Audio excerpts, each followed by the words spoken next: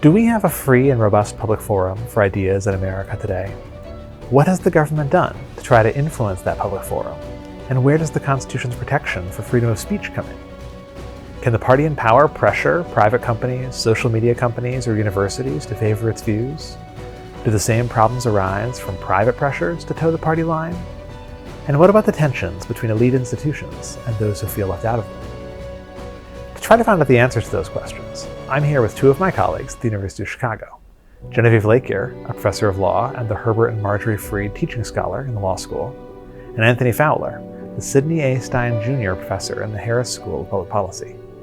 Genevieve is an expert in constitutional law and free speech. Anthony is an expert in American politics. I brought them here to get a handle on these big questions, and as you'll see, they disagree from the jump. This is an especially lively and important conversation. Have a listen. Genevieve, Anthony, thank you both for joining me. It's nice to be here. So one of the things that I'm obviously very curious about is just the state of public debate in America today, the state of sort of, ideas and whether we have a free flow of ideas and freedom of speech, and the things the government does sometimes to try to influence that for better or worse. Both of you study this in different ways, and so I sort of have a lot of questions about how to think about what's been going on lately. And the first question I have, which is something I know, Genevieve, you've written about, but I'd like to hear more about it, is what we should think about sort of government attempts to influence what private actors do and say.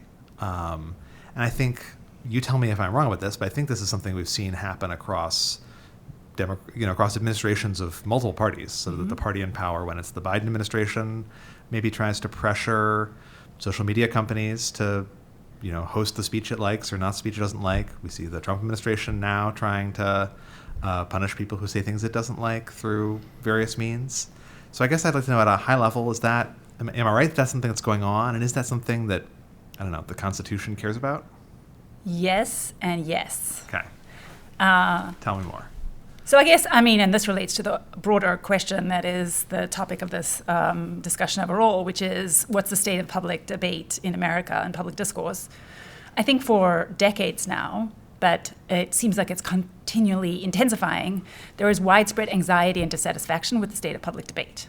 There is a view, I think, on both bipartisan view, widely shared view, although the content of that view is going to differ depending on who you are. But I think both those on the left and those on the right, and also those in the middle, I think very many people think that there are real problems with how Americans are engaging with ideas and talking to each other. And that these problems maybe have something to do with social media, maybe have something to do with the polarization of American society, that there are all these kinds of problems and reasons. We're not quite sure why this is happening, but it's a problem. And then there's a desire to do something about it.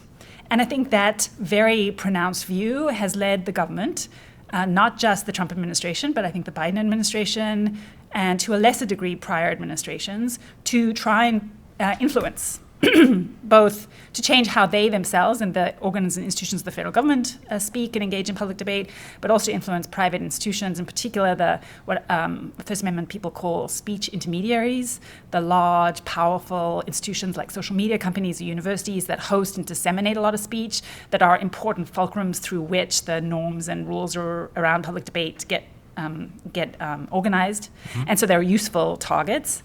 And there's all kinds of ways you can influence them. You can say, hey, maybe you can engage in persuasion and debate yourself. Government actors can participate in public debate like anyone else, and they can speak, and that's constitutionally protected, or it's not constitutionally impermissible behavior, it's constitutionally valuable. But I think over the past few years, they've done more than that.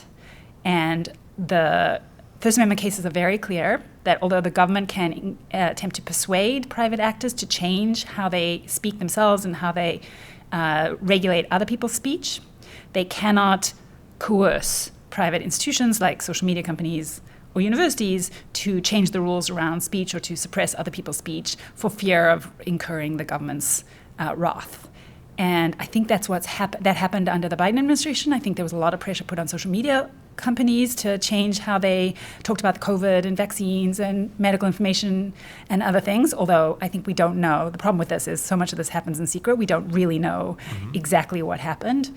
But I think the Trump administration is wielding these tactics to an unprecedented degree in an effort to really change how private institutions talk about race, about diversity and equality, about gender identity, but also about politics. So I think it has been using this to try and suppress democratic political opposition.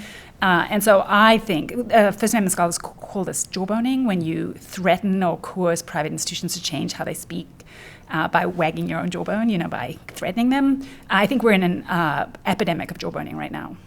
And just there's many things that we want to get into, but to think about this jawboning thing for a second. So if the idea constitutionally is that it's fine for the government to speak, and it's fine for the government to, I don't know what the good kind of jawboning is, to talk to intermediaries and tell them what it wants them to do, but it's not fine to coerce them. Lawyers love to ask the question, right? Where do you draw the line? But how do you draw the line? Like in a world where the government is so powerful, what is a non-coercive conversation between the president and a university or a social media company sound like? I think that is an incredibly important question, and I think the cases have not done enough to think through in a sophisticated way what coercion looks like. I think this is a problem that pervades a lot of constitutional law. Coercion is a kind of black box. It's an important category, and we don't always know what it means. But at a minimum, the cases are clear that coercion means intentional use of the threat or reality of government penalties, state-related penalties like investigations, legal sanctions, the denial of benefits like funds, in order to suppress speech that you cannot directly suppress yourself. So we don't need to worry. At least there's an easy out from the complicated question about like how much force is too much force, what counts as coercion versus persuasion, in that the cases are clear that the government's motives really matter. And so if the government is speaking in order to persuade, that's one thing. But if it is saying, unless you do this, we're going to do X to you, that's not permitted. Can I ask Genevieve? It's not my podcast, but can I ask why you said Trump's actions are unprecedented? Because I think jawboning is the hidden free speech problem in American history that we haven't, or at least in the 20th century, in the 21st century, that has been insufficiently recognized. I think from the early 20th century, in fact, ever since we got a strong First Amendment, the obvious response by government actors was to try and work around the First Amendment by threatening and cajoling rather than directly mandating. So I think plenty of government actors, plenty of administrations have used tactics of jawboning to try and evade the constraints in their power imposed by the modern First Amendment. But the Trump administration is doing so on a scale and in a manner that is just so explicit that I think we have never seen before. The threat of removing all federal funding to universities that don't regulate speech in the ways that the Trump administration likes. We've never seen anything on that scale. I think we have. I think Biden did exactly that. I think Obama did that. With the Title IX and the Title VI interpretations. The Title IX went to the question about like what pronouns schools use when referring to students. It didn't go to the core academic missions of the school, whereas what the administration is trying to do with Columbia and with Harvard is to really affect the sort of core practices of those institutions. And so I think it raises First Amendment questions that are in scale and magnitude or in significance greater. However, can I just be clear? Like I think the Title IX, Title VI stuff under Biden was problematic, and actually I've written that an article saying Title VI was being used as a jawbone under Biden. So I don't mean to say that there's no similarities or no problems. I think what the Trump administration is doing is taking existing tensions and problems in the enforcement of our civil rights laws and amping them up. It's not working on a completely blank slate. I'm not here to say everything the Biden administration did was fine and Trump's, but the scale and the aggressiveness of it, I think, is unprecedented. All right, so to make sure we have all the pieces here. Right? So when we talk about Title IX and Title VI, I assume we're talking about things where the law will say, look, if you let your faculty use the wrong pronouns to refer to people, or if you let your faculty use racial slurs in class, or if you let your students do say mostly say various horrible things to one another. You've created a hostile environment for people of a certain. To be clear, the law race. doesn't say that. The law just says no discrimination, and then some bureaucrat interprets it to say our interpretation is this kind of behavior is banned. Well, I mean, courts. And if you allow it, then you lose your federal funding. Which looks a lot like job. It looks like exactly what you're talking about. But courts have held, it's not just bureaucrats, courts have held that hostile environment harassment claims are permissible, notwithstanding the First Amendment, so long as they're pretty extreme and outrageous. So long as there's a pervasive and severe use of speech to create a hostile environment, the Article 3 courts have said this is okay, this is consistent with the First Amendment. I will say there are First Amendment scholars who are like, whoa, I don't understand this, how is this possible? But it is established precedent. The question is, and this goes to the bureaucrats, what counts as a hostile educational, or what's the kind of speech that can create this kind of hostile environment, either in the workplace or here in the schools? And up until, I think, relatively recently, it was things like pervasive slurs or lots of pictures of naked women, things that really appeared to be kind of intentionally creating a kind of environment where a woman or a racial minority would not feel comfortable to exist. And under Biden, I agree that the standards seem to go down somewhat, potentially. And then I take it a lot of this has really come to a head in the past couple of years with questions about anti-Semitism and, where a lot seems to be in the eye of the beholder, frankly. Like you see one account of, whether speech should be seen as political speech versus, the equivalent of various kinds of threatening slurs. Yeah, well, I'll just note that the Trump administration, and this again goes to this question of unprecedented, it has been bureaucratic policy for a long time within the federal government to say, boilerplate, of course, Title VI and Title IX have to be interpreted consistent with the First Amendment, which means that speech on matters of politics or other important questions of public concern, absolutely we're not going to treat that as the kind of speech that creates a hostile environment. That's what they have said, and then there's this question about how it's being interpreted. But at a minimum, that has meant that kind of protest speech, a didactic speech, speech that looks like the kind of high-value political speech we protect in all other contexts, that's sort of off the table. Most of the time what we're talking about is direct one-to-one speech, which ordinarily gets lesser First Amendment protection, harassment, stuff targeting. The Trump administration, for example, in its findings when it came to, I think it was Harvard, that there was a Title VI problem, was relying heavily on protest speech, which, again, is just taking a tension that had, I agree, long existed in the civil rights laws in their relationship to the First Amendment and putting it on steroids by all of a sudden saying the kind of speech that is really like at the heart of what we think the First Amendment protects, political protest slogans, is now sufficient on its own to create a hostile environment.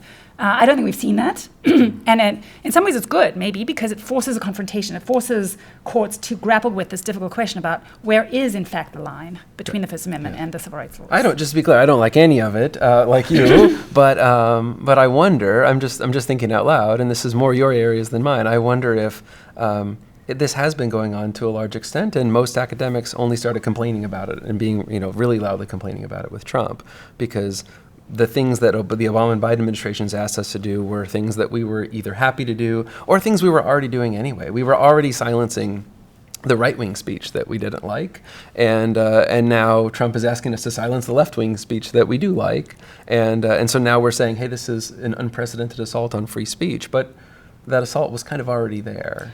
Well, I don't think the fact that there might have been a failure to recognize the problems with the free speech under Biden or Obama means that this isn't unprecedented. And second, I guess, just to defend sort of the intensity of the reaction now, the Title IX problems were real. And there were scholars, including Jeannie Suk Gerson at Harvard and Janet Halley, who raised free speech among other concerns about the Title IX interpretations. And those are scholars who think of themselves very much on the left, who are expressing concerns.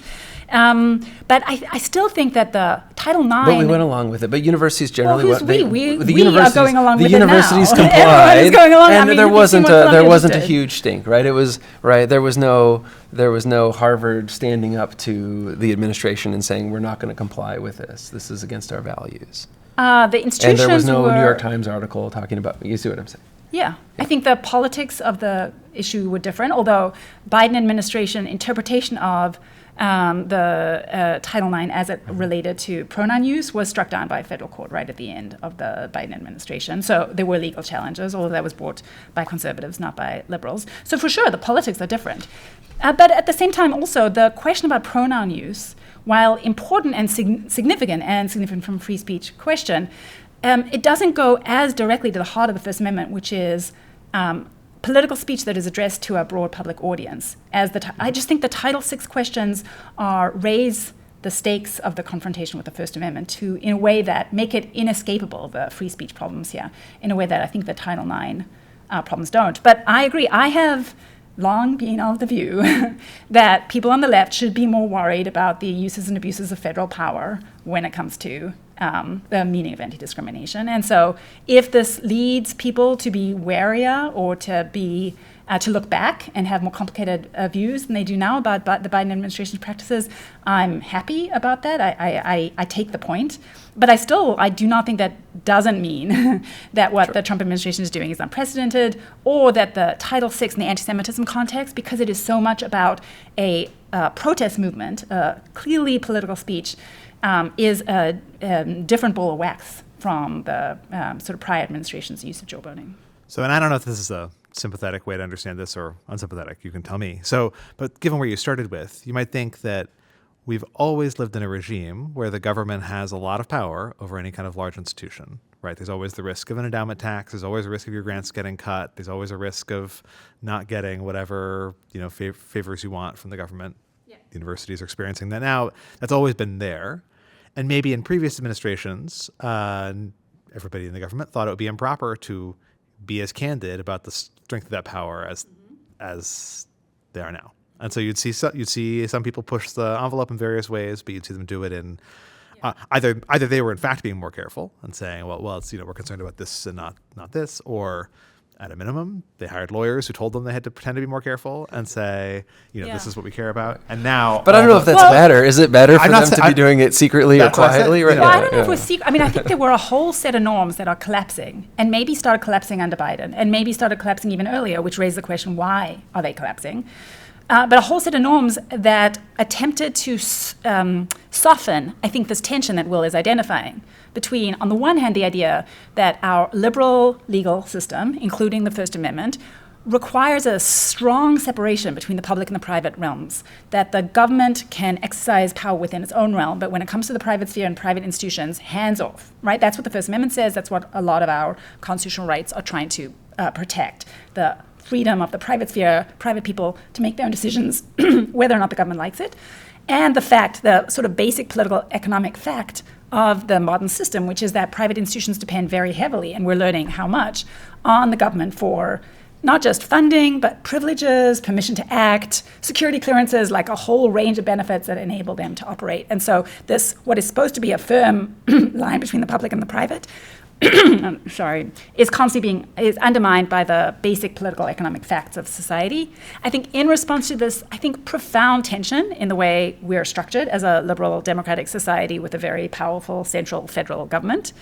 In response to this, I think governments for many decades had norms of chastening the power, limiting the power, constraining the power. So they were going to give out funds to support all kinds of research. Since the 1940s, this has been a major and growing focus of government expenditure, but they were going to be careful in not making that a political question. They were going to fund universities, but they weren't going to use the threat of funds termination too much to constrain what they did. We're going to be careful because we're trying to preserve this separation even while we're also trying to use our tax dollars to shore up these private institutions. And this worked roughly. I agree, probably not perfectly, and there was lots of jawboning and problems in the implementation, but it worked roughly for decades. I think we were able to maintain both a system that formally had the separation between the public and the private realm, so that was the ideal, but also there was a lot of government support for the private institutions. And over the last 10 years, it's just, I think the Biden administration... Do we know that it worked? I mean, it could be, so the Twitter files was a big thing that we learned about this thing that we wouldn't have learned about in an older era, right? It's highly certainly possible that the White House was constantly in contact with the editors of major newspapers and so forth, and they were telling them, cover this, don't cover this, don't say that, and the public wouldn't have learned about it. And we've learned about it only recently with social media and Substack and other ways of getting information, and with Elon Musk buying Twitter and releasing all those files and so forth, right? I mean, do we know that this kind of thing hasn't been going on for a long time? I think that we do know, like historians of the press and the Washington Press Corps in particular, we know that for decades now, in fact, I think probably the whole history of the country, from Jefferson trying to create his own favorable newspaper, like there have been efforts by the government to influence the press, to wine and dine the press, to put pressure on the press. We know that during World War II and the Vietnam War, World War I maybe, but they used much more direct sanctions because there wasn't the modern First Amendment then. There was plenty of efforts by the government to pressure newspapers and later TV stations to put good reporters, pro-government reporters on the front lines and not other reporters, to change their reporting. So this kind of pressure on private institutions, yes, it has existed, particularly with the press. But what I'm speaking about is and it's a problem. It's a problem. I think jawboning, I think there is an unwritten history of jawboning in the United States that needs to be written, because I think it is a very significant problem and has been for a long time. But this whole of government approach, which I think is what the Trump administration is doing to pressure private institutions into suppressing speech that they don't like, using the NSF, the NIH, the security clearance regime, the immigration, now didn't they just talk about removing Harvard's patents, the tax laws, this multi-pronged effort to use whatever resources, benefits, and privileges the government gives out to punish and pressure private institutions into complying with the government's mandate. I think this reveals a kind of wholesale abandonment of even the idea that there should be some kind of separation between the public and the private realm. That raises for me the question about how liberal is our democracy anymore? Is this a liberal democracy?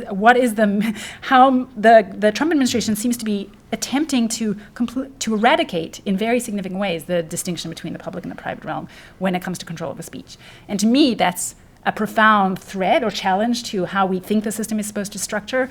And I really don't know prior episodes where it has been on this scale. All right, so I want to get into that bigger question in a second. I want to do one more, maybe a specific version of this to think about the media. So my understanding, many people have said this, that it sort of is a custom in the regular newspaper press, the print media, that if a newspaper has a story that might implicate national security, right, it's not uncommon for somebody in the White House to call the newspaper and say, please don't run this story until 6 months from now when this operation is over, or, please take out these details in the story.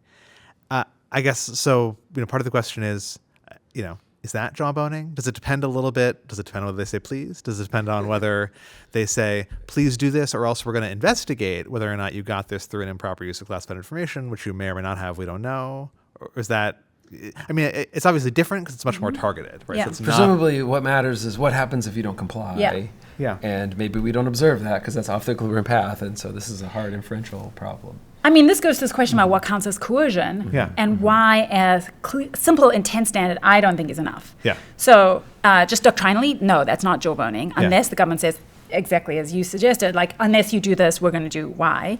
And most of the time with the press, what is so interesting is that that's not necessary.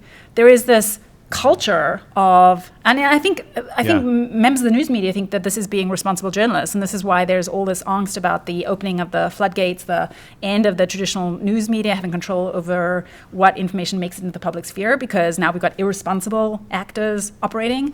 What that means sometimes is that those are actors who are not going to check in with the government to see whether this raises national security questions or shouldn't be run, whereas the editors of the New York Times and the Washington Post are in constant communication with government officials about these questions.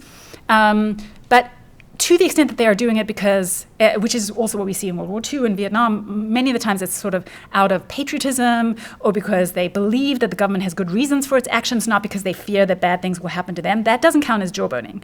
Now, should we think that that's still a problem given this kind of ideal of the separation between the public and the private spheres? I certainly think so. And in the news business, there is efforts to insulate certain kinds of decision-making from other improper motivations. So you have the barrier between the advertising and the news sides of the business traditionally because of an effort to make sure that commercial considerations don't influence your news, your editorial choices.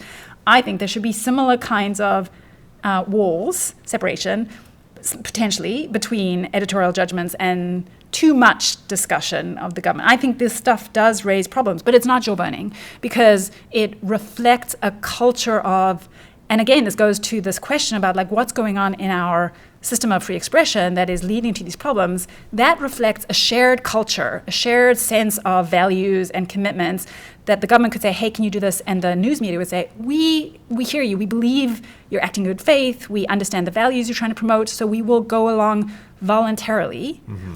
One explanation for why we're seeing, I think, an epidemic of jawboning is that shared culture, shared set of values between the private institutions and the government has broken down. And so the Trump administration does not feel, if it goes to Columbia and says, hey, could you do this? They will just voluntarily do it. Now that's, even as I say it, that's a little weird because we know that Columbia was bending over backwards to do a lot of things in an effort to forestall what the Trump administration did. So maybe that's not a fully convincing story. There may in fact be all kinds of shared values and we're still seeing jawboning.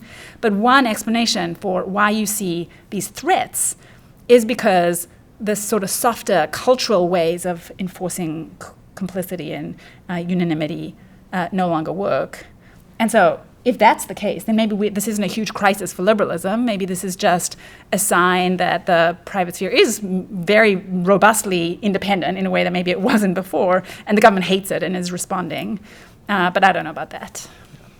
All right. So Anthony, do you buy the premise that there's something wrong with our public sphere in the first place? That, I do. I think the government jawboning that we're talking about is a huge problem, and I think, and you're the legal scholar, so you could tell that seems like legally a huge dilemma and unconstitutional. But even outside of the legal sphere, there does seem to be a problem of just this general sense of I don't want to say anything that's too controversial or too upsetting that I could lose my job, I could lose my friends if I say the wrong thing, people self-censoring and so forth. Certainly that happens a lot here at the university. I'm sure that happens a lot if you're a journalist, if you're working in Washington and so forth. And I think that is a challenge for us. Certainly a challenge in the university where we're trying open inquiry is important for doing the kind of work that we do, but I think it's a challenge for society and for democracy. You think it happens all the time at the university? I do think it happens all the time at the university. I mean, I don't do it very often. None of us. Not me. I speak my mind more or less openly when I'm in seminars and classes and faculty meetings, etc. But one bit of evidence that it does happen a lot is because I'm the kind of person who speaks my mind. Lots of other people come up to me after these meetings and say, I'm really glad you said that. Like I was thinking the same thing, but I was too scared to say anything. Or at the next meeting, will you be sure to relay this? Because I know you're the kind of person that's willing to say the thing that might upset people. And that's fascinating. I step back and I think, wow, you're a tenured professor at the University of Chicago and you were afraid to speak your mind at a faculty meeting. But I think it does happen all the time. And it's not on everything, I think, and I think that's the other interesting part of this is that certain things get politicized in certain directions, and so certain kinds of extreme opinions are perfectly fine to voice, and other kinds of opinions that might actually be well within the mainstream of American public opinion, people are scared to voice them. So again, you could imagine this you make that sound bad. You could imagine this being, people would say, well, that's just how social norms work. That's actually not a bad thing. Like if you're in a community where you care what other people think, then, there'll be times when it might be like, you wouldn't. You imagine somebody just doing something that's sort of out, beyond the pale. They just like refuse to do their job or they show up drunk. And you can imagine, I guess, somebody saying like, man, I wish I could do that. But they don't because people would think less of you and it's a limit you'd be doing a bad job. But yes, at a dinner party, it seems wrong if someone says, I really think your jacket is ugly. And I would like, that's just not the kind of thing that well, that's not contributing positively to anyone, Right. So it's fine if people self-censor in those ways. I don't see that as a societal problem. If people are self-censoring even in an academic debate where we're supposed to be exploring new questions, answering scientific questions, that does seem like a huge problem for us in academia, in educational settings. If people are self-censoring in political debates where they maybe feel strongly one way, but they're scared to say so out loud, and so then everyone else feels like, I must be in the minority, I should keep quiet, that's probably not a good thing for democracy and for political discourse. So I think it depends on what it is. Some amount of self-censoring, like you say, is perfectly normal and probably perfectly fine and not a huge problem for society. You buy this? I mean, I guess I'm sympathetic to the view that these kinds of forms of self-censoring are just the way in which society operates, and often can be quite good, including about political matters. So I think there's a point at which it's no longer okay to say racist things in public, even if at some point it was. I think that's probably not a bad way in which you change people's understandings and attitudes. And so social pressure, social shaming, it's just a very historically well-established means of both enforcing and shaping norms. So I think at some level, it is not new, and it's also not problematic. It's just the way society functions. And again, like why, I guess, in the First Amendment context, we distinguish government forms of pressure from social forms of pressure.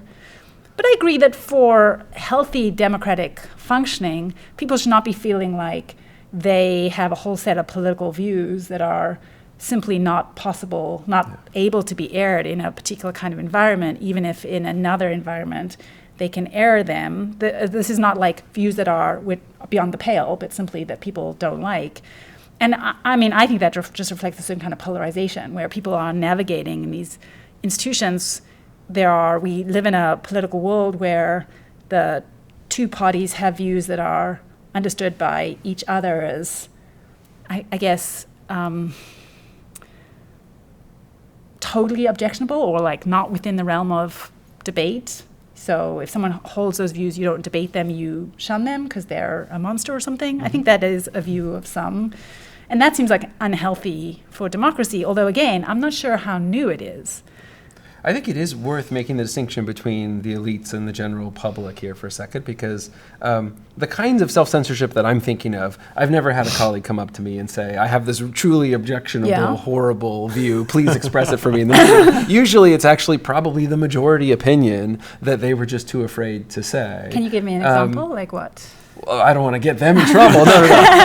But I think if you look at the public opinion data, most members of the public are actually somewhere in the middle. Like if you ask them, what do you think about abortion? Like only 9% of Americans think it should be legal in every circumstance, and only maybe another 12% think it should be illegal in every circumstance. And the vast majority are somewhere in the middle. And yet that's not what you hear from our politicians. That's not what you would hear even in an academic setting where people were having a debate on abortion and so forth. There are a lot of people sitting there with this kind of moderate majority opinion, and they're afraid to speak out. So it's not... I'm sure there are some cases of people with really fringe, horrible views, self-censoring, and you would say that's fine, but that's not the main thing here that I'm talking about. And I think the elites, the political candidates, the people running the academic seminars, the journalists, they tend to have pretty extreme views, and there's lots of regular people who have views somewhere in the middle, and very often it's the moderate views that are kind of silenced by this. That seems not good for our discourse. I think regular Americans might be Democratic and Republican and neighbors with each other, and they go out to dinner with each other and they're friends, and that's all fine. But it's really at the elite level where this is a problem, where you get the sense that if you're in one of these settings where most people lean one way, you're kind of afraid to say anything that looks moderate, looks like a majority opinion in America. I think there's a lot to talk about there, but I don't think when I'm talking about self-censorship, it's not people with crazy, fringe, extreme, unpalatable views that are keeping silent. It's if anything, the extremists telling everyone else, here's what you are allowed to say and here's what you're not allowed to say. I thought and this is definitely your area more than mine, but I thought that the sort of political science evidence was that actually not just at elite, not just in elite institutions like this one, effective polarization or sort of the kind of sorting, the desire of Democratic parents not to have their kids marry Republican partners or vice versa, and a sort of a failure to recognize legitimacy of the other side's point of view. I thought that was actually not just a phenomenon that is simply about. So I think that's a lot of that is overblown. There are these standard survey questions. You ask people, how warmly do you feel toward Democrats and Republicans? And of course, Republicans give much higher scores for their party than the other and vice versa. But follow-up questions on that or different tweaks to that question suggest that when people are answering that, they're mostly thinking about the elites. They're thinking about Mitch McConnell and Joe Biden and the politicians that they do or don't like. They're not thinking about their friend Steve, who happens to be a Republican, who lives down the street. And when you ask them, so they actually really don't like the elites. They don't like the polarized extreme elites. They're fine with their fellow citizens who happen to disagree with them a little bit. I don't think people are walking around the world thinking, I'm a Democrat and I hate all those Republicans and vice versa. They're looking up at the political candidates on offer and what they're hearing from kind of these elite sources, and they're saying, I don't like that. So there's an interesting distinction there. But I think polarization among the general public is really not that high. If you try to measure public opinion, you get this nice normal distribution with most people in the middle. That's fascinating because you wouldn't know it from any of the institutions of mass communication in this country. So it's not just universities. In fact, I'm not sure. Let's come back to the university question. But if you think about our media, our social media, and our political parties, sort of like the three important buckets through which we harness and through which democratic political debate happens. I think of these as like core arenas of democratic public life. All of them have become incredibly polarized over the last, I don't know, several decades. And that is partly the result of this kind of self-censorship I was talking about, which is the moderates just choosing to say, I'm not going to participate in that debate. I'm going to stay out of it. I'm going to stay silent on social media. But the viewer base for Fox News and for MSNBC and the user base for, I guess Twitter and Blue Sky are pretty small comparatively. But still, there is demand for these kinds of spaces. And so you're suggesting that it's mostly because of the choices being made by the owners and controllers? But surely they're responding at least somewhat to popular demands. I think extremists are much more likely to want to go scream about politics on social media, and so they're overrepresented on social media. If you go to Blue Sky, it's going to be extreme leftists, and if you go to other places, you'll find the extreme right people. But there's no place to go if you're like, I'm a moderate and I'm really mad at both political parties. Like, where do I go scream about that? Most of those people would just rather not do that. Those people just watch sports or something. Right, probably, yeah. And why do you think there is no place to go? Surely, if there is such a significant pool of there people, might not be demand. They'd rather not talk about politics, and they'd rather stay out of it. But you're getting this skewed sense of public opinion by watching cable news or social media, et cetera. You can imagine that people who care about politics have more extreme views, and that most people don't care about politics and have more moderate views. Right. But it's hard my guess is it's the reverse causation. Right. The people who have extreme views end up caring more about politics. Sure. Just in the sense that like if I am one of those extremists, I really hate the extremists on the other side. Whereas if you're in the middle, you kind of dislike the extremists on both sides. So everyone might care about it, but if I just think about kind of what those utility curves look like, the extremists care way more about yelling about the thing they don't like on the other side. Mm-hmm.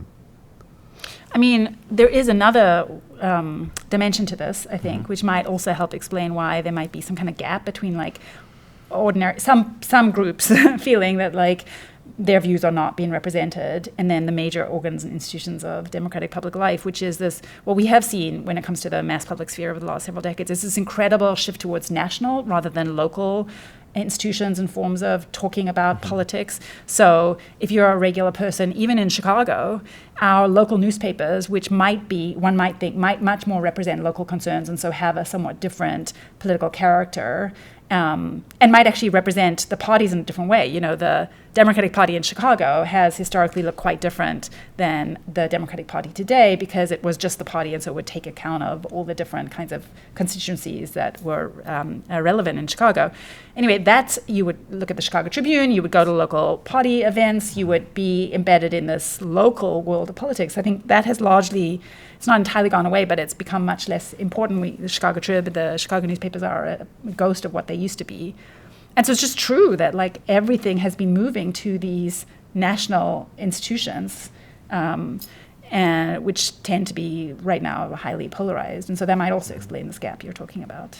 I'm sure it does, and certainly there's been a decline of local media, exactly the kind of thing you're talking about. So there's just less paying attention to what is my particular city council member or state legislator doing, and are they actually representing us? And so I pay less attention. I just vote party line. That frees them up to just take whatever the extreme positions they have. So I think you're probably right. Those things are related, and yet there are exceptions. The Sun-Times just ran a big cover story on Brandon Johnson, and he's extremely unpopular, even though even among just Black Chicagoans, even among just those that voted for Kamala Harris, et cetera. So people are getting other news other than just the national news, and they have these views that maybe you wouldn't expect if you thought of things as just two poles opposing each other.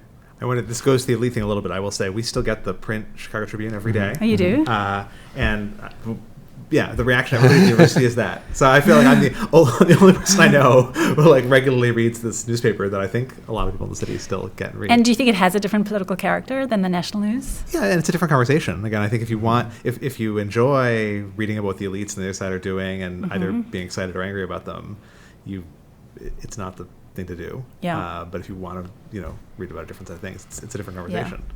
It's interesting. It's complicated actually thinking from a jawboning perspective about what the effects of this shift towards these sort of national level institutions like the New York Times, the centralization of all discourse in these fewer but bigger hands means. Because on the one hand, the view has often been that the government has less power, less ability to jawbone effectively these very powerful institutions because they have their own resources, economic might. They can stand up to the government. If they say we're going to leave the country, it's going to cost the government a lot of jobs and popularity. And so there is some evidence that, for example, with the Biden administration's campaign against the social media companies, they were actually not that compliant because Facebook has a lot of political power of its own, and so wasn't maybe as scared of the Biden administration as like a local newspaper would be if a government official comes calling. So you might think, on the one hand, the shift to the national means that it's going to be harder for the government to effectively jawbone, because the might of the target is so much greater. But I think in response to that, we're seeing the mobilization of incredible amounts of government resources. So even Harvard is having trouble standing up to the Trump administration, given everything that is being thrown at it. But on the other hand, it also means that the government can have a profound effect on the landscape of democratic politics by just targeting a few institutions. If it goes after the New York Times and Facebook and Harvard, right, like all of a sudden it has, and the law firms that support the Democratic political party, all of a sudden it has with relatively little effort, been able to profoundly change the character of a lot of democratic public debate. So on the one hand, it means that they're going up against more formidable adversaries, but on the other hand, it might mean that the jawboning is more effective as a sort of anti-democratic device. Can I raise a related point? I'm still thinking about exactly how this interacts, but we normally, in politics, we normally talk about this left-right dimension. But there is this other, I think, increasingly important dimension of just how kind of pro-establishment are you? How much do you trust the CIA and the CDC, et cetera? How much do you trust the New York Times and Harvard, et cetera? And I think that's probably becoming more correlated with the standard left-right dimension, but you could think of it as this separate thing. You could be a kind of Bernie Sanders liberal who really doesn't trust the institutions, or you could be kind of a Donald Trump conservative who doesn't trust the institutions.